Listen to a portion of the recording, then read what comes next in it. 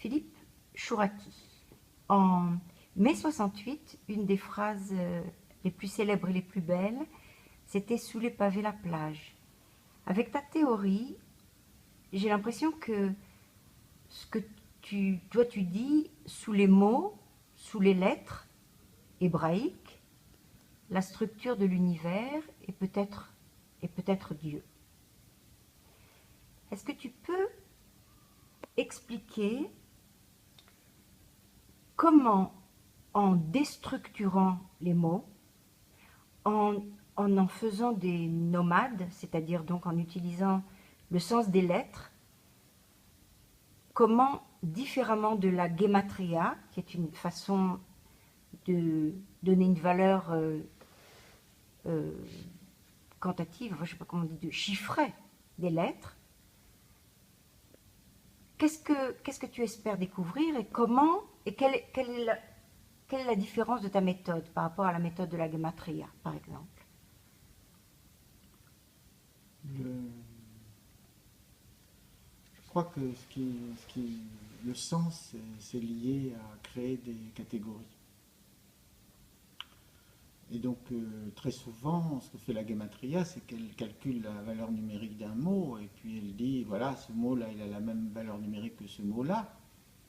Donc, ils ont quelque chose en commun, puisque Dieu a créé l'univers, et il ne peut pas y avoir de hasard dans un mot.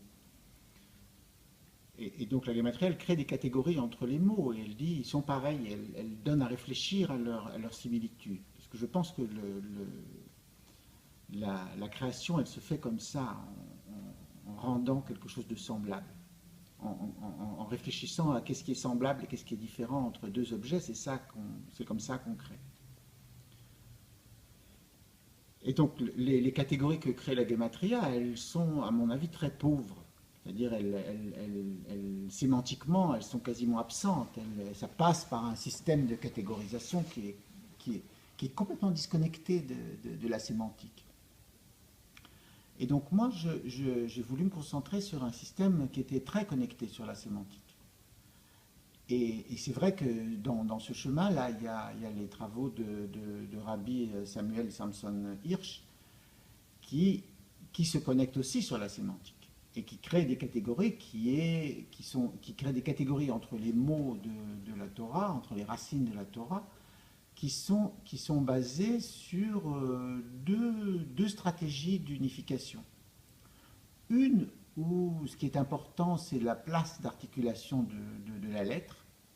Donc il identifie tous les mots qui s'articulent, dont les trois consonnes s'articulent de la même façon. Et puis il a une deuxième catégorie qui est très très proche de celle que j'emploie, qu'il appelle un gradational variant, un derivational variant, où il prend des mots et il remplace une des lettres par une autre dans certaines circonstances et il crée des catégories. Et donc moi, ce que j'ai voulu faire pour créer des catégories, j'ai voulu faire des catégories de sens qui soient basées sur des couples. C'est-à-dire que je prends deux lettres, l'alef et le bet, et on ajoute une troisième lettre grammaticale. Parce que je pense que les lettres grammaticales, elles ont peu de sens. Et on obtient tout d'un coup une constellation, une distribution des sens. Attends, je voudrais que tu précises. Les grammaticales, ce sont des lettres qui viennent donner ou indiquer des choses par rapport au temps, au genre. Ce sont des lettres qui viennent avant ou après et qui indiquent où le temps où se passe la chose, ou bien effectivement qui parle ou qui va parler, etc. Et les racines, ce sont les lettres, les deux ou trois lettres qui se retrouvent systématiquement dans toute la conjugaison du mot. Voilà, on peut voir un petit peu comme la grammaire, c'est ce qui donne la position à un mot dans une phrase. La grammaire, c'est ce qui lie un mot avec les autres mots de la phrase. La grammaire, c'est qui place un verbe dans le temps, qui définit le sujet. C'est ça que ça fait la grammaire. Et puis la racine, c'est quelque chose qui est là. C'est comme on peut voir comme par exemple une pierre et du mortier. La grammaire, c'est le mortier et les racines, c'est des pierres. Donc on construit comme ça quelque chose avec deux éléments. Et il y a en hébreu des lettres qui ont des rôles de grammaticales. C'est-à-dire que ça, c'est probablement spécifique aux langues sémitiques, où il y a des lettres qui, par elles-mêmes, ont un rôle dans la flexion du verbe, dans la flexion du nom, qui ont un rôle grammatical. Et donc, ces lettres grammaticales, elles ont un sens qui est plus accessible au départ. Il y a quelque chose dans les lettres grammaticales, on comprend mieux leur sens que les lettres des racines. On est plus habitué, le cerveau, il y a un mécanisme dans l'inconscient qui est habitué à les travailler, à les utiliser, à voir la flexion qu'ils font. Donc ça donne comme ça un meilleur accès à la racine. Donc le choix que j'ai fait, c'est de me concentrer sur deux lettres et de faire toutes les combinaisons avec l'ajout d'une lettre grammaticale. Donc, Attends, c'est-à-dire qu'en fait, en général, en hébreu, on étudie 3 lettres, oui. puisque les racines de l'hébreu sont faites sur 3 lettres. Toi, tu as décidé de travailler sur 2 lettres, parce qu'en fait, ce que tu veux, c'est travailler sur une lettre. Ben, ce que je veux, donc, c'est avoir des équations sémantiques qui vont m'amener au sens de chaque lettre, puisque le but, c'est quand même de trouver le sens de chaque lettre.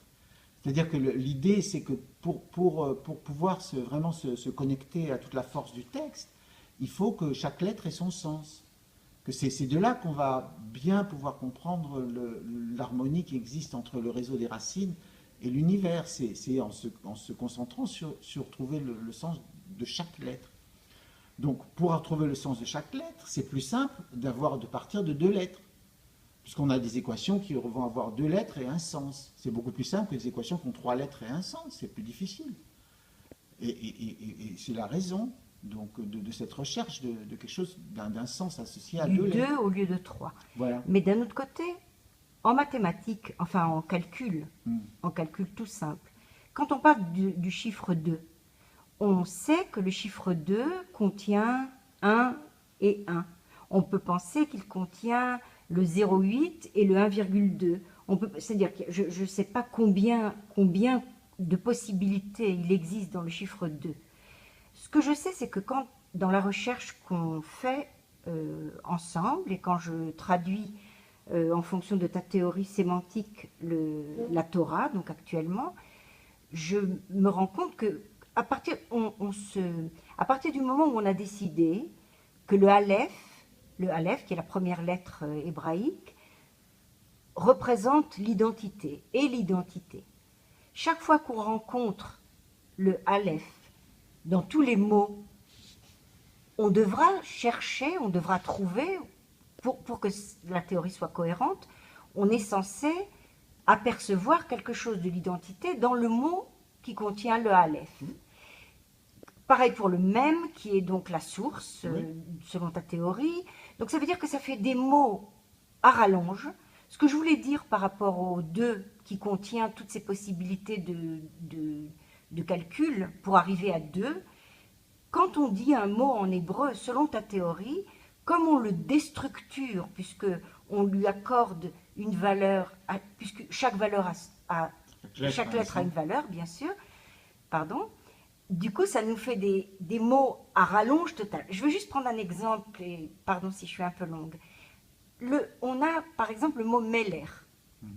Meller commence par une lettre qui est le même en hébreu, donc selon ta théorie, représente la source, l'origine, voilà, l'origine et la source.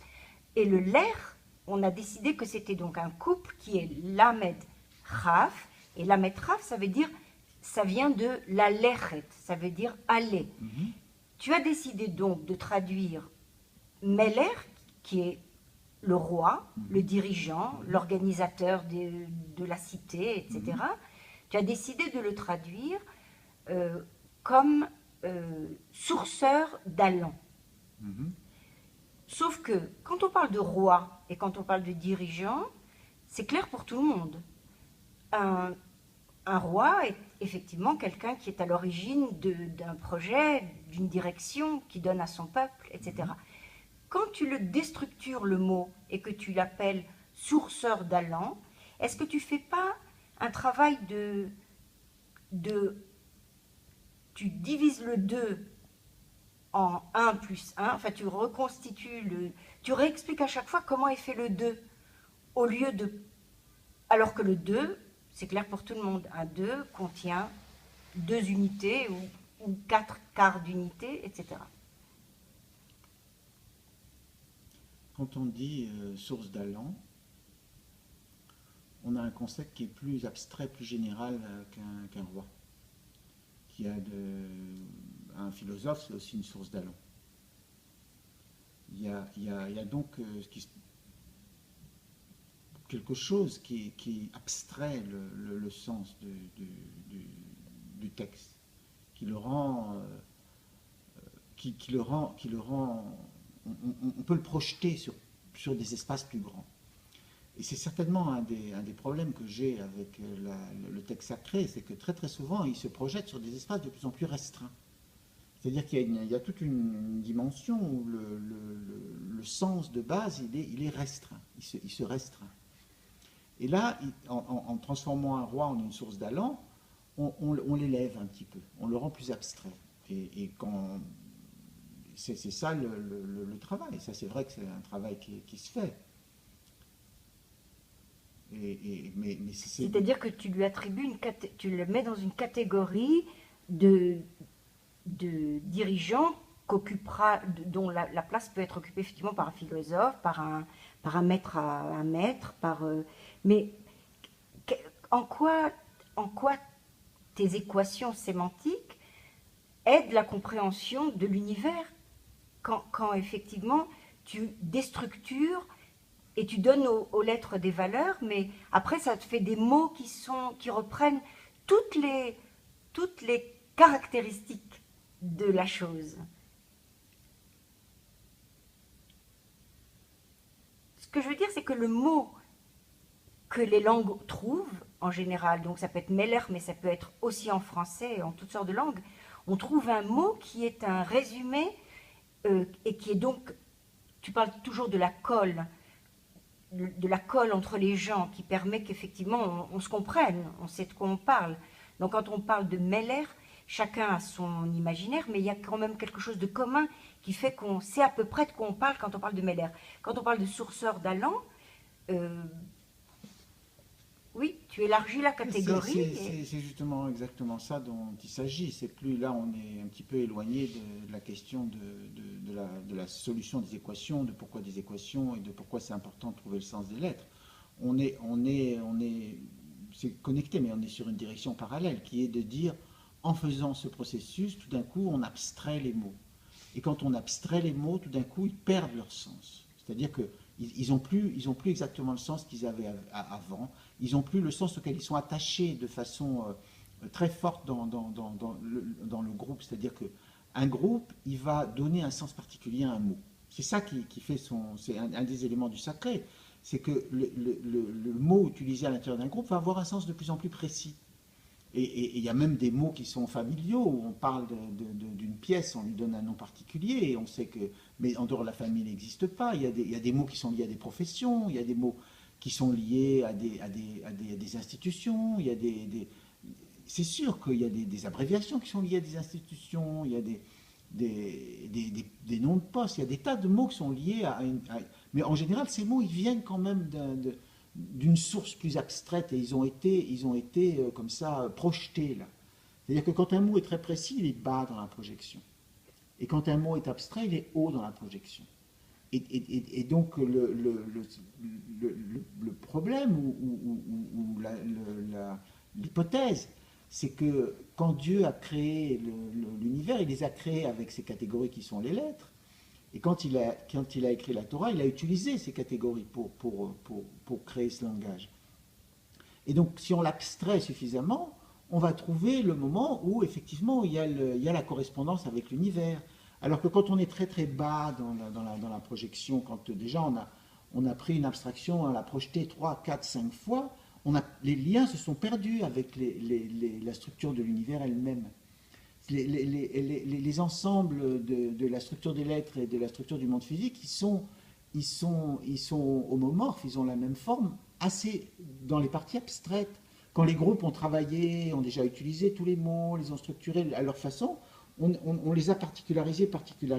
Alors ce particulier, bien sûr que ça donne un sens plus immédiat, bien sûr que c'est plus facile à comprendre, Bien sûr que c'est ce dont on a l'habitude, mais c'est maintenant disconnecté du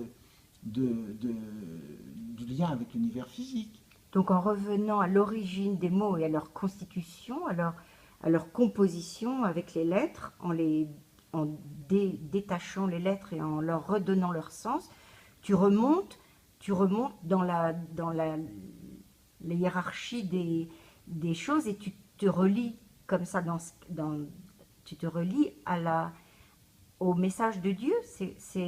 Ça me paraît. C'est comme ça que tu entends. C'est ça l'idée, ouais, c'est ça l'idée. L'idée, c'est que en arrivant à l'origine, au point d'abstraction, tout d'un coup, on retrouve l'identité de structure avec le monde.